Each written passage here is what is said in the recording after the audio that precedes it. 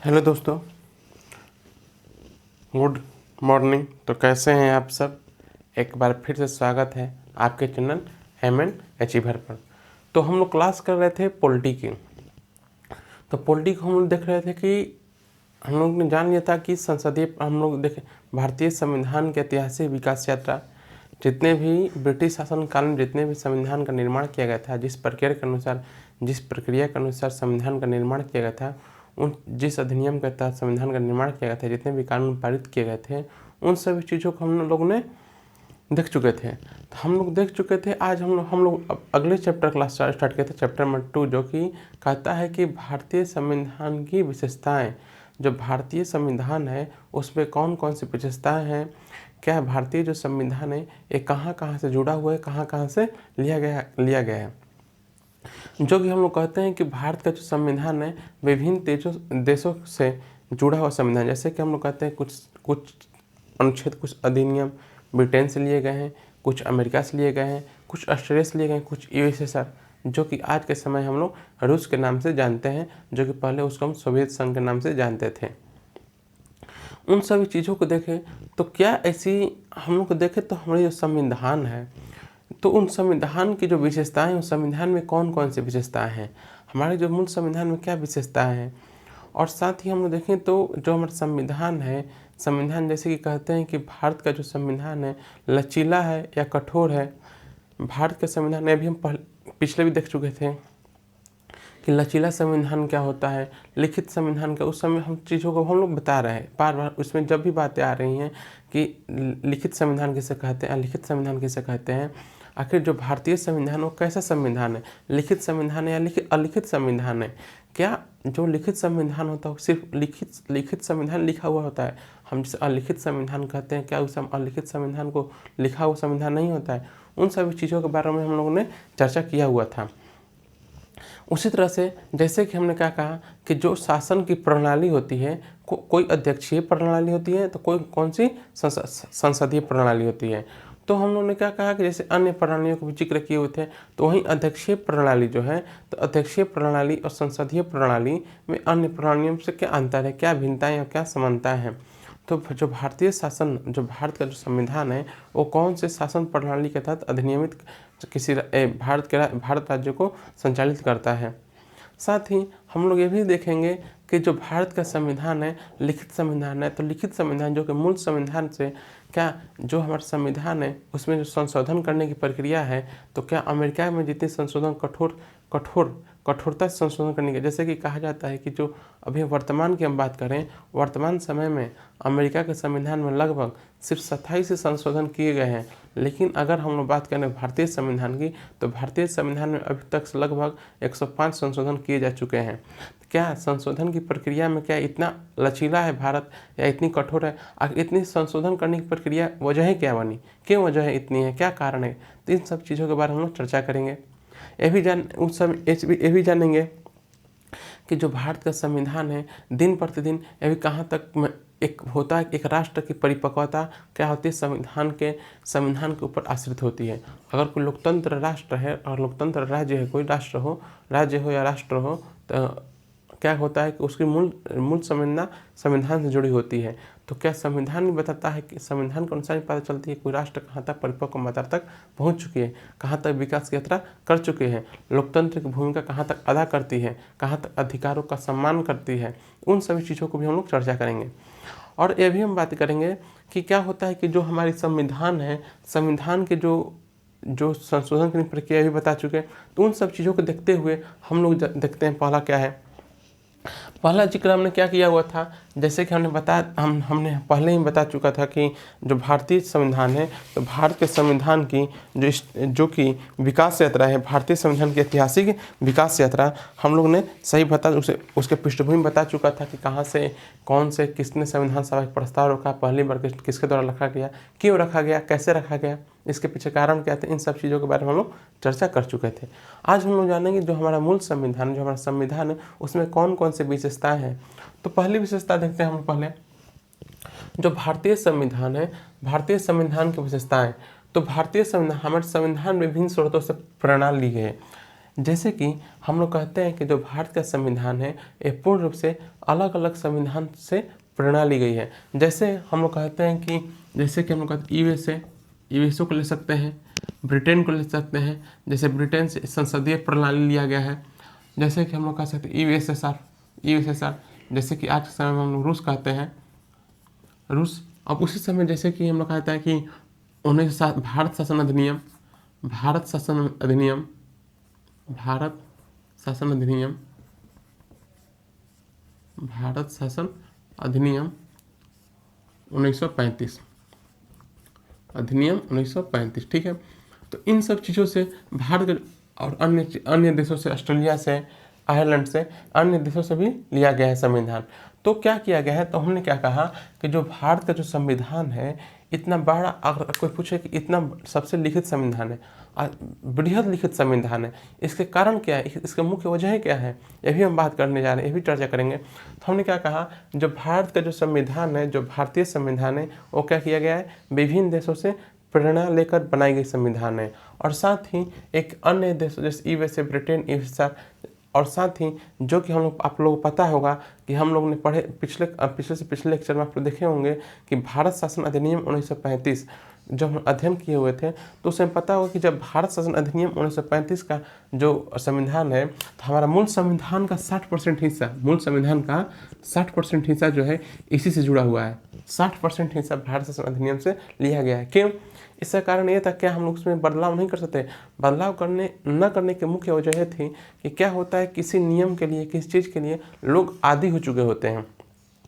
अगर हम लोग बात करें, अगर कोई भी नियम बनाते हैं, कोई अधिनियम बनाते हैं, कोई एक्ट बनाते हैं, तो क्या एक उस समाज में लोग उस नियम को पालन करेंगे, उसके अनुसार संचालित होंगे? नहीं, उसके पीछे भी क्या होता है, एक लंबा प्रक्रिया लगता है। लेकिन इसी वजह से क्या किया गया, भारत शासन अधिनियम 1935 के तहत इसलिए अपनाने की मुख्य वजह थी कि भारत उस अधिनियम के, उस कानून के आदी हो चुके थे उसमें। तो उसी तरह से उस 60% हिस्सा क्या है, भारत शासन अधिनियम 1935 से जुड़ा हुआ है, ठीक। अब कहा गया है कि भारतीय संविधान बृहद रूप से लिखित संविधान है। मतलब भारत का जो संविधान है सबसे बड़ा क्या है, लिखित संविधान, विश्व का सबसे बड़ा लिखित संविधान है। क्यों? देखिए, हमने बताया हुआ था कि जो कि देखिए, पहले एक क्या होता है, लिखित संविधान होता है, एक क्या होता है, लिखित संविधान, ठीक है। एक होता है अलिखित संविधान।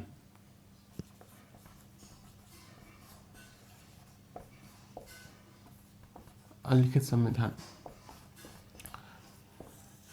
ठीक है। एक क्या होता है, लिखित संविधान होता है, एक अलिखित संविधान। तो लिखित संविधान लिखित संविधान को हम जान सकते हैं कि लिखित संविधान क्या, लिखित संविधान और लिखित संविधान में अंतर क्या है। अभी हम लोग जब इसके बारे में चर्चा कर लेंगे तो हम इसकी विस्तृत चर्चा करेंगे। यूएसए से कौन कौन से भाग लिए गए हैं, ब्रिटेन से क्या लिए गए, यूएसएसआर से क्या लिए गए। हड़बड़ाने की कोई आवश्यकता नहीं है, पहले आहिस्ते आहिस्ते पढ़ते जाइए, कोई हड़बड़ाने की आवश्यकता नहीं है। अब कोई परेशानी नहीं होगी, कोई क्वेश्चन नहीं छूटेगा, डाउट नहीं होंगे। अब देखिए, लिखित संविधान जो है, लिखित और लिखित संविधान में क्या अंतर है। देखिए, भारत को हम लोग भारतीय संविधान को अलिखित संविधान क्यों नहीं कहते हैं?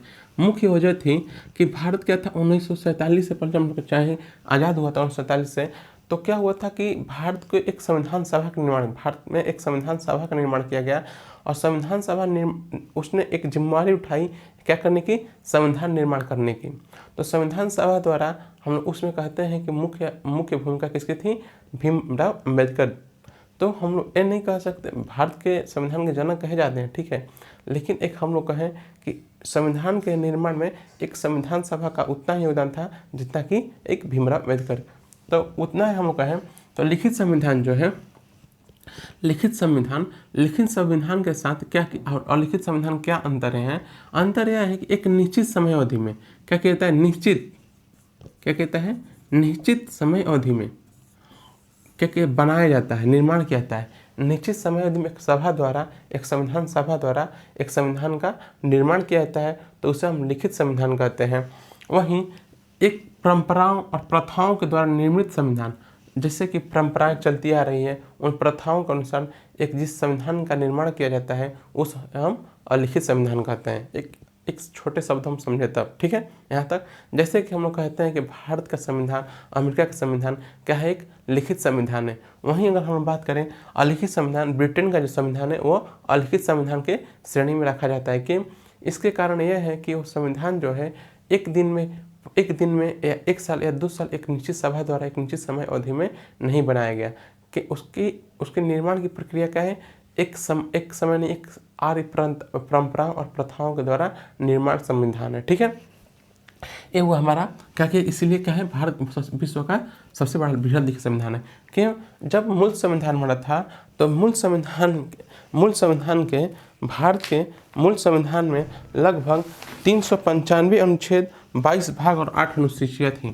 395 अनुच्छेद, 22 भाग, अनुच्छेद 22 भाग और 8 अनुसूचियाँ थीं।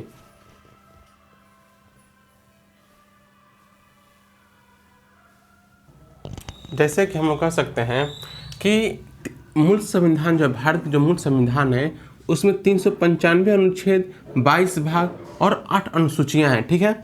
तो अगर हम लोग बात करें 395 अनुच्छेद और अभी तक से कितने भाग हो चुके हैं, 470 अनुच्छेद, ठीक है, 470 अनुच्छेद और 25 भाग और 12 अनुसूचियाँ, 25 भाग और 12 अनुसूचियाँ, ठीक है। यहाँ तक देखिए क्या कहा कि जो मूल संविधान से क्वेश्चन पूछा जा सकता है एग्जाम में कि भारतीय मूल संविधान में कितने अनुच्छेद, कितने भाग और कितनी अनुसूचियाँ का उपस्थिति है। तो 395 अनुच्छेद, 22 भाग और 8 अनुसूचियाँ, ठीक है। और अभी तक से अब प्रेजेंट टाइम 470 अनुच्छेद, 25 भाग और 12 अनुसूचियाँ हैं, ठीक है। यहाँ तक समझ में आया। अब देखिए हमने क्या कहा, बृहद संविधान, और साथ साथ हम लोग कहें यहाँ पर क्या है, एक प्रस्तावना भी है। क्या है? एक प्रस्तावना भी है। क्या है? प्रीएम्बल जिसे कहते हैं, प्रीएम्बल। इसमें भी क्या है, 470 प्रस्तावना प्लस 470 अनुच्छेद हैं। ये हुआ हमारा संविधान। अब अगला विशेषता है, हमें देखिए भारतीय संविधान मूल रूप से लिखित अब पूछ दिया जाए बृहद रूप से लिखित संविधान है, और पूछ दिया जाए कि जो भारत का संविधान है बृहद क्यों है, बड़ा क्यों है, इसका कारण क्या है बड़ा होने के, उसके बड़ा होने की मुख्य वजह क्या है। तो अब देखिए यहाँ तक समझिए। पहले हम लोग इसे समझने से पहले हम क्या करना चाहिए, इसे मिटाते हैं हम लोग। पहले इसे थोड़ा लिख, कॉपी, पेन और कॉपी लेकर बैठिए, ठीक है। जब भी क्या दिक्कत हो, जब भी कोई परेशानी हो, जब भी लगता है कहाँ पर कुछ समझ नहीं आ रहा हो, और कोई चीज़ होता है कि ऐसी बातें होती है जो लिखा नहीं होता है, उसे सिर्फ आवाज़ बोल दिया जाता है, तो आपको लगा इम्पोर्टेंट है उसे लिख लिया कीजिए, ठीक है। और साथ ही अब देखिए बात करें हम लोग किसकी, हम लोग बात करनी है कि जो भारतीय संविधान है, भारत का जो लिखित संविधान है, इतनी बड़ी क्यों हो गई, इतनी बृहद क्यों हो गई, बड़ा होने के मुख्य कारण क्या थे। तो हम लोग देखते हैं बड़ा होने के कारण क्या थे। देखिए इसे मिटाते हैं हम लोग।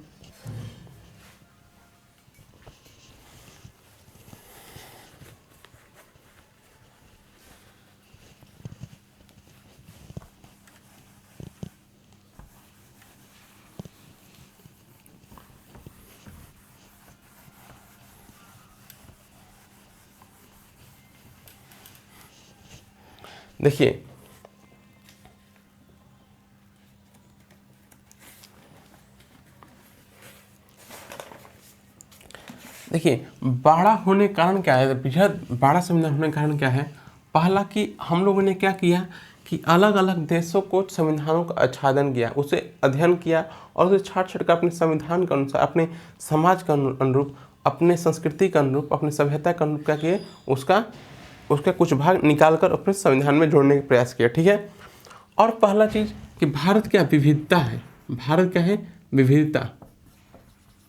आप लोग पढ़ते होंगे, आए हर चर्चा में रहती है, भारत का एक विविधता में एकता वाला देश है। क्या है भारत में, क्या है विविधता है, डाइवर्सिटी है। और डाइवर्सिटी, जहाँ अधिक डाइवर्सिटी रहेगी वहाँ अधिक कानूनों की आवश्यकता पड़ेगी। और बात करें क्या होता है कि अगर हम लोग बात करें कि धर्म को लेकर बात करें चाहे जाति को लेकर बात करें, चाहे संस्कृति को लेकर बात करें, चाहे खान पान को लेकर बात करें, चाहे नियम की बात करें। अगर केंद्र में अगर धर्म को लेकर बात करें तो धर्म क्या होता है, धर्म के अनुसार हम बात करें कि जैसे कि हिंदू, मुस्लिम, सिख, ईसाई और अन्य धर्म, जैन, बौद्ध, पारसी अन्य धर्म भी हैं, ठीक है। अब क्या है कि भारत का एक पंथ निरपेक्ष धर्मनिरपेक्ष कंट्री है, ठीक। इसके बारे में जानेंगे, पंथ निरपेक्ष धर्मनिरपेक्ष की ऐसी चर्चाएं बनी रहती है, इन सब चीज़ों के बारे में जिक्र किया जाएगा, क्या पंथ निरपेक्ष और क्या धर्मनिरपेक्ष, इन सब शब्दों में अंतर करेंगे हम लोग। और क्या है कि अगर हम बात करें कि क्या किया जा रहा है कि विविधता हमने कहा, तो विविधता क्या है, जैसे कि हमने धर्म को केंद्र में रखा, तो धर्म के जो पर कोई व्यक्ति, कोई राज्य क्या है कि वो धर्मनिरपेक्ष है, तो सभी धर्मों का सम्मान किया जा रहा है। तहे दिल से हम सभी धर्मों का सम्मान करते हैं, और सम्मान करने के साथ ही, सम्मान के साथ हम क्या करेंगे उसका, कि जो उसकी परंपराएं हैं, जो अच्छी परंपराएं, अच्छा उसके चली आ रही परंपराएं और प्रथाएं हैं, उसका भी सम्मान करना, उसकी प्रथा का भी सम्मान करना। तो उसके लिए क्या बनना पड़ेगा, जहाँ पर विविधता रहेगी, विविधता वाले देशों में या राज्यों में अधिक कानून की आवश्यकता पड़ेगी। और साथ ही जो भारत का जो व्यवस्था है, हम लोग देखें तो क्या है कि जो भारत की व्यवस्था है कुछ एकात्मक है, कुछ संघीय है ना। तो क्या होता है कि भारत की जो व्यवस्था है कुछ केंद्र और राज्य की स्थिति में, केंद्र और राज्य के समन्वय की स्थिति के अनुसार संचालित होता है। तो मुख्य वजह बड़ा होने की कारण क्या थी कि भारत की जो विविधता है ये थी। और हम लोग बात करें कि जो भारत शासन अधिनियम बात किए हैं, भारत शासन अधिनियम 1935 का जिक्र किए हैं, 1935 का, इसका भी बहुत बड़ा योगदान था। क्यों? इसका योगदान इसलिए था कि हमने इस बात को जिक्र किया हुआ कि जो भारत का जो मूल संविधान है, जो भारत के जो संविधान से जब संविधान सभा का निर्माण नहीं हुआ था, उस समय भारत में संचालित जो थे ब्रिटिश का शासन था, ब्रिटिशर्स का शासन था। उस शासन के अनुसार जो कानून थे उसके अनुसार संचालित किया जाता, और अन्य भी कानून थे। तो क्या है कि जो कि भारत शासन अधिनियम के 1935 के तहत भारत के लोग इसके आदी हो चुके थे। इसके अनुसार अपने एक होता है कि उस कानून को समझने की प्रक्रिया में थे। अगर हम उस कानून को पूर्ण से खारिज कर देते तो क्या होता, उसका प्रभाव, दुष्प्रभाव क्या है, प्रभाव क्या है, क्या होता है, समाज पर पड़ता है, भारतीय समाज पड़ता है। इसकी वजह से हम लोगों ने क्या कहा कि भारत शासन अधिनियम के जो कुछ भी वजह, जो उसमें कुछ अधिक से अधिक भागों को, जैसे कि 60% भाग क्या आते हैं, भारत का जो मूल संविधान है उसका 60% हिस्सा किससे लिया गया है, भारत शासन अधिनियम से। एक कारण हुआ। और साथ ही दूसरा कारण ये हुआ कि जैसे कि विभिन्न स्रोतों से प्रेरणा ली गई है, मतलब कि अलग अलग देशों से क्या किया गया, संविधान को आच्छादन करके क्या किया गया, उसको अध्ययन करके भारत के संविधान में जोड़ा गया है, ठीक है। ये कारण हुए। कारण कोई पूछे तो निम्न कारण हुए, ठीक है, यहाँ तक। अब देखिए अगला क्या कह रहा है कि संविधान की सर्वोच्चता, भारत के जो संविधान है, जो विशेषता है, हम लोगों ने क्या कहा, भारत के संविधान क्या है, सर्वोच्च है। इसकी प्रमुख विशेषता है क्या है, संविधान की सर्वोच्चता क्या है, इसकी प्रमुख विशेषता है। मतलब कि अगर सर्वोच्चता की बात की गई है, संविधान की सर्वोच्चता की बात कहने का तात्पर्य यह हुआ कि कोई भी देश, जैसे कि कोई कहता है कि क्या होता है, कहीं शासन क्या होता है, लोकतंत्र होता है कि राजतंत्र होता है कि ना। तो हम जैसे प्रजातंत्र और जैसे कि हम बहुत कहीं भी शासन देखिएगा, प्रजातंत्र और राजतंत्र देखने को मिलती है। कहीं कहीं लोकतंत्र में लोगों का शासन, लोगों के द्वारा चुना गया प्रतिनिधि होता है, लेकिन कहीं कहीं आनुवंशिक राजतंत्र की प्रक्रियाएं आज भी देखने को मिलती है। उस शब्द के अनुसार हम जिक्र करें तो जिक्र के अनुसार हम बात करते हैं कि जो इसमें संविधान की सर्वोच्चता की बात की गई है, जो भारतीय संविधान की मूल विशेषता बताई गई है, एक विशेषता नहीं है, एक विशेषता का मूल विशेषता का एक भाग है, ठीक है, कि भारत के जो संविधान की सर्वोच्चता है क्या है, संविधान की सर्वोच्चता का जिक्र किया गया है कि संविधान क्या है, सर्वोच्च है। और इसके उल्लंघन के लिए ऐसा कोई विधि नहीं बनाई जाएगी, जो संविधान, ऐसा कोई कानून नहीं बनाया जाएगा, ऐसा कोई अधिनियम नहीं बनाया जाएगा कि जो कि क्या हो वो भारत के संविधान के उल्लंघन करो, भारत के संविधान के उल्लंघन करे, चाहे लोगों का अधिकारों का हनन हो, ठीक है। यहाँ तक समझ में आया।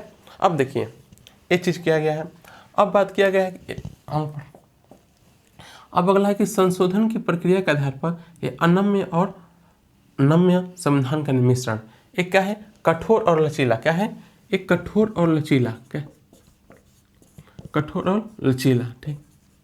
हम लोगों ने क्या कहा कि भारत का जो संविधान है, अगर हम लोग बात करें, जो अमेरिका का संविधान है, संशोधन करने की प्रक्रिया क्या है, कठोर है। अभी तक से अमेरिकी संविधान में सिर्फ 27 संशोधन हो चुके हैं, सिर्फ 27 संशोधन हुए हैं।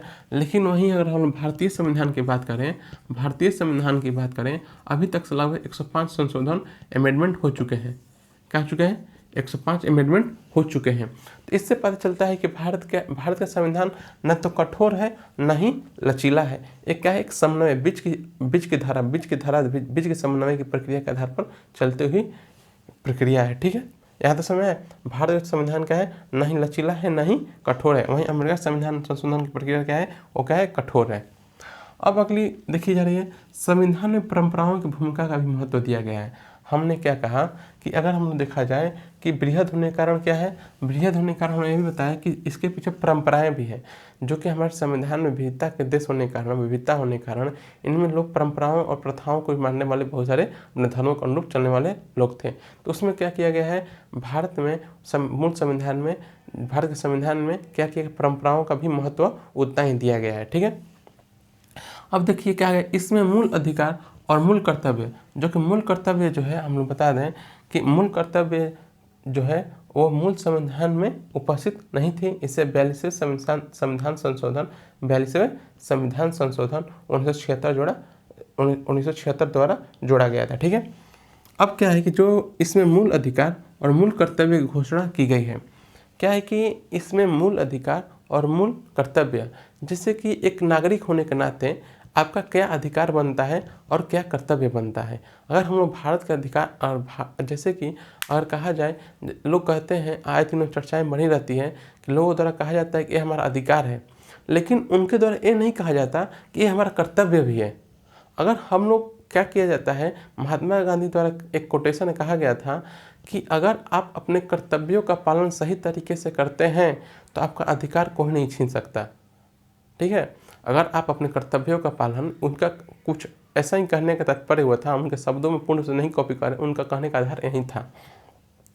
अगर आप अपने कर्तव्यों का पालन सही तरीके से अपना जिम्मेवारी के साथ करते हैं तो आपके अधिकारों का हनन नहीं किया जा सकता।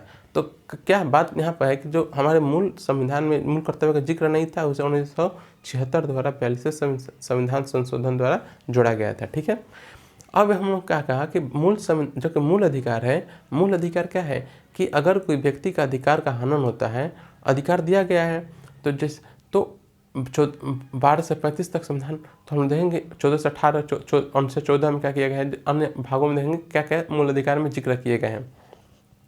उसी तरीके से बात कहा गया है कि जो अधिकार है, जब किसी व्यक्ति का अधिकार का हनन होता है, जैसे कि अधिकार का हनन होने के साथ ही एक कहा गया कि अगर किसी व्यक्ति का मूल अधिकार का हनन होता है, अनुच्छेद 226 के तहत, अनुच्छेद 32 के तहत का जिक्र किया गया, 226 और 32 का जिक्र किया गया है, और साथ ही मूल कर्तव्य का भी घोषणा की गई है।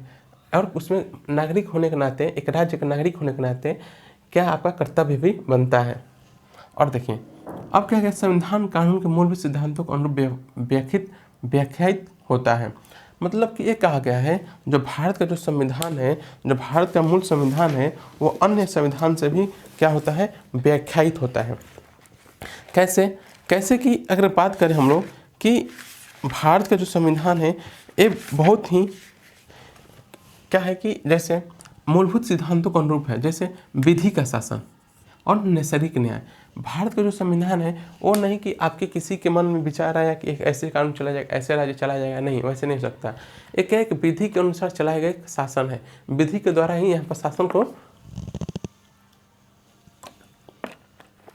संचालित किया जाएगा।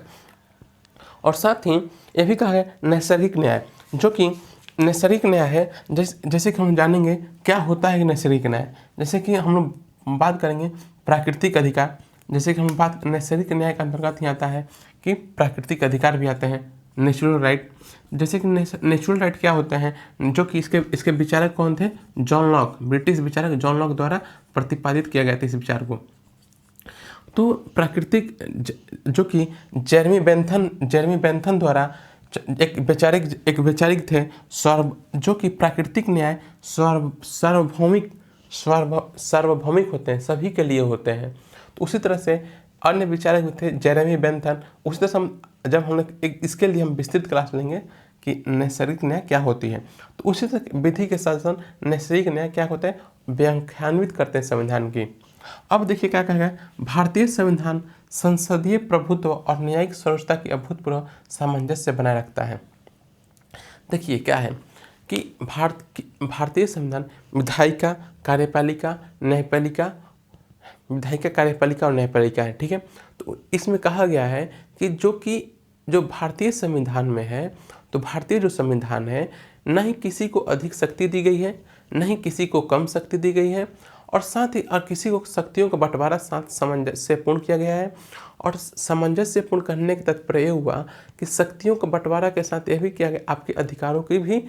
देखिए, जब संविधान निर्माण किया जा रहा था उस समय संविधान सभा में उपस्थित जितने भी लोग थे, उन्होंने सोचा कि अगर शक्ति का बंटवारा और शक्ति का सामंजस्यपूर्ण बंटवारा न किया जाए तो आए दिनों में न्यायालय की जिम्मेदारियां अधिक हो जाएगी, उसमें अधिक से अधिक केसेस जाने लगी, अधिक से अधिक उसमें पिटिशन डालने लगेंगे, जिसकी वजह से वहाँ पर उन्होंने क्या किया कि शक्तियों का बंटवारा सामंजस्यपूर्ण कर दिया गया। कैसे?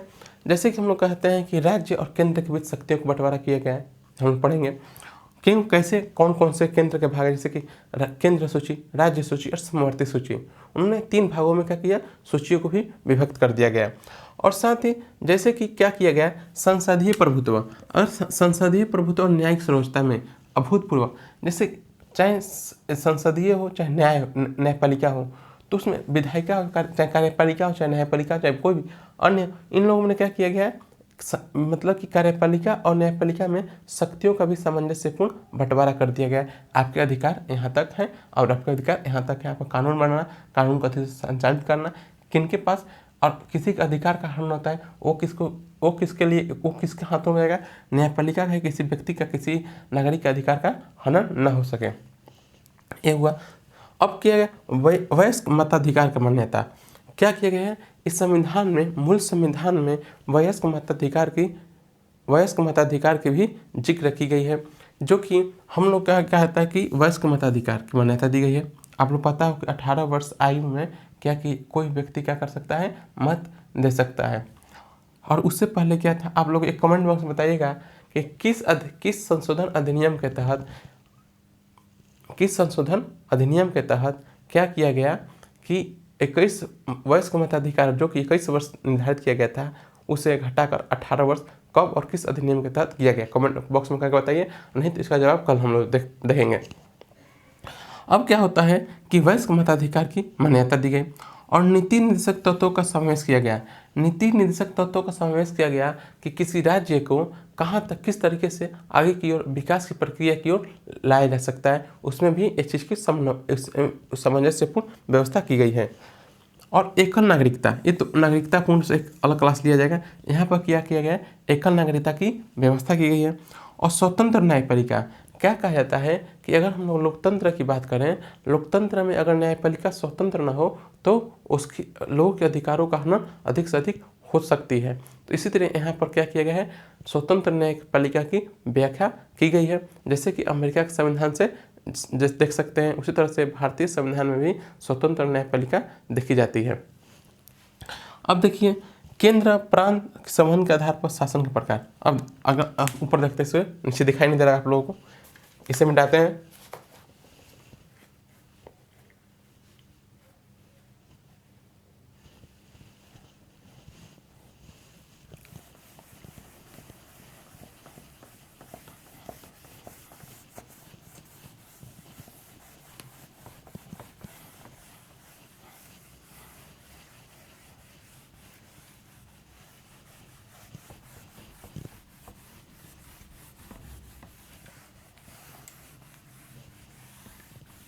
हमने क्या कहा कि केंद्र प्रांत संबंध के आधार पर शासन के प्रकार।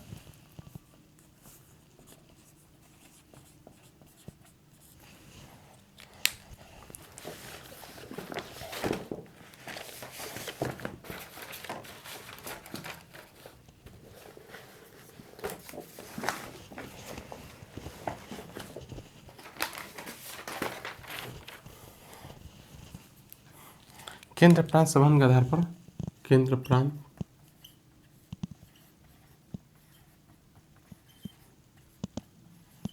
संबंध के आधार पर शासन के प्रकार। ठीक है, जैसे कि हम लोग देख सकते हैं एक परिसंघीय व्यवस्था होती है। क्या होती है? एक परिसंघीय व्यवस्था, एक संघीय होती है और एक एकात्मक होती है। ठीक है, अब देखिए इसमें क्या कहा गया है कि जो परिसंघीय व्यवस्था है, जो परिसंघीय व्यवस्था है, जैसे कि मान लीजिए कोई देश है। ठीक है, कोई देश है, उसमें बहुत सारे राज्य भी हैं, बहुत सारे राज्य भी हैं।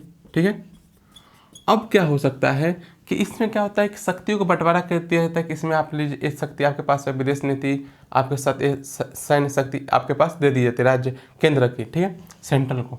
और साथ ही इसमें क्या होता है कि जो कि संविधान राज्य के भी इस कॉन्स्टिट्यूशन होंगे और केंद्र के कॉन्स्टिट्यूशन अलग होंगे, संविधान अलग अलग होंगे। परिसंघीय कहा जाता है कि अविनाशी राज्यों का विनाशी संगठन। हम इसे परिसंघीय को कहते हैं अविनाशी राज्यों का, अविनाशी राज्यों का विनाशी संगठन। क्या होता है? विनाशी संगठन। क्यों?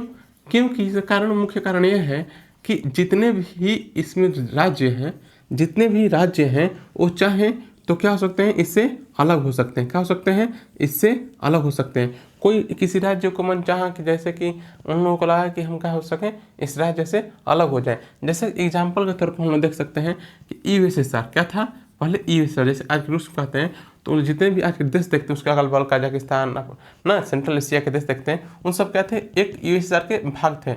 लेकिन वो क्या था? परिसंघीय देश था। अविनाशी राज्यों का विनाशी संगठन, मतलब अविनाशी एक साथ दिखेंगे, लेकिन जब उन राज्यों को लगे कि हम लोग क्या कर सकते हैं, हम इनसे अलग होना चाहते हैं, तो क्या हो जाएंगे? अलग हो जाएंगे। तो हम कहते हैं अविनाशी राज्यों का विनाशी संगठन। ठीक है, वही संघीय व्यवस्था में क्या होता है कि हम इसे कहते हैं कि अविनाशी राज्यों का अविनाशी संगठन। अविनाशी राज्यों का, अविनाशी राज्यों का अविनाशी संगठन। क्यों अविनाशी राज्यों का अविनाशी संगठन क्यों कहा जाता है?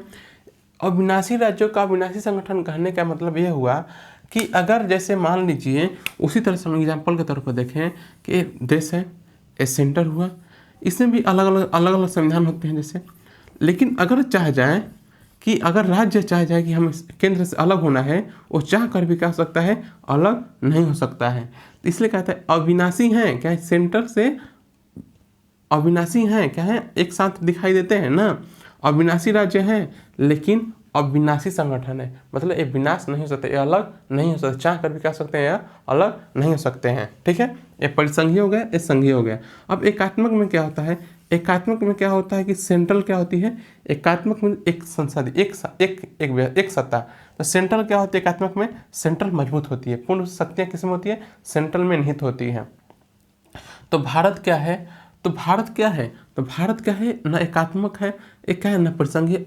एकात्मक और संघीय की क्या है? एक समन्वय है। क्या है? एक समन्वय। इसके आगे हम लोग देखेंगे कि संघीय भारत में किस संविधान, जैसे भारत के राज्यों का संघ है ना, अविनाशी राज्यों का अविनाशी संगठन है। आज चाह कर भी क्या हो सकते हैं, और चाह कर भी क्या हो सकते हैं, भारत से अलग नहीं होकर जा सकते, कोई राज्य भारत से अलग नहीं हो सकते। और एकात्मक की जिक्र बात करें तो भारत में पूर्ण शक्ति क्या है? राज्य में निहित नहीं है। भारत क्या है? भारत क्या है? संघीय और एकात्मक की एक क्या है? समन्वय की शक्ति है। और साथ यही बता दें, मूल संविधान में क्या है? संघीय शब्द का जिक्र नहीं किया गया है कहीं भी। और इसी तरह से ये समझ में आ गया परिसंघीय किसे कहते हैं, संघीय किसे कहते हैं, एकात्मक किसे कहते हैं। अगर आप लोगों से क्वेश्चन ऐसे पूछा जाए, अविनाशी राज्यों का विनाशी संगठन क्या कहलाता है, तो आप लोग क्या कहिए? परिसंघीय। अब विनाशी राज्यों का विनाशी संगठन किसे कहते हैं? जैसे कि मान लीजिए, एक समझ लीजिए जैसे कि अविनाशी राज्यों का विनाशी संगठन, कि अगर जैसे कि भारत के एग्जाम्पल के तौर पर कहें, भारत में 28 राज्य हैं, चाह कर भी क्या हो सकते हैं? अलग अलग नहीं हो सकते। तो हम उसे कहेंगे कि क्या है, अविनाशी राज्यों का अविनाशी संगठन है, चाह कर भी अलग नहीं हो सकते हैं। उसी तरह से अगर हम लोग बात करें, लेकिन एक एग्जाम्पल तौर पर भारत है नहीं, भारत क्या हम लोग देखेंगे क्या है, अविनाशी राज्यों का अविनाशी संगठन। भारत राज्य के अलग अलग संविधान अलग नहीं, शक्तियों का बंटवारा किया गया है, ठीक है। अब उसी तरह से परिसंघीय में क्या है, और हम एग्जाम्पल के तौर पर भारत को रखें तो क्या है, भारत अगर जैसे मान अलग अलग देशों की शक्तियाँ हैं और आपको शक्ति दे दी जाए कि आप अब भारत से अलग हो सकते हैं, तो हम लोग क्या कहेंगे कि क्या है, अविनाशी राज्यों का विनाशी संगठन है। जैसे कि यूएसएसआर कहता है अविनाशी राज्यों का विनाशी संगठन था, जो कि बाद में क्या किया गया, वो 14 देशों में 15 देशों में क्या हो गया, विखंडित हो गया। ठीक है, यहाँ तक समझ में आ गया। अब हम लोग जानेंगे भारतीय जो व्यवस्था है वो कैसी व्यवस्था है, जो भारत के जो संविधान की जो व्याख्या, जो कि हम देखे थे कि अमेरिका से कौन कौन से अंग लिए गए हैं। जैसे ब्रिटेन से संसदीय व्यवस्था ली गई है, अन्य न्यायपालिका की व्यवस्था अमेरिका से ली गई है। उसी से अन्य भाग जैसे ऑस्ट्रेलिया प्रस्तावना देखते हैं, प्रस्तावना में जो कि प्रस्तावना अमेरिका से लिया गया है, लेकिन जो भाषा है ऑस्ट्रेलिया के संविधान से प्रेरित है। इन सब चीज़ों को हम लोग देखते हैं, ठीक है, इसको लिख लीजिए।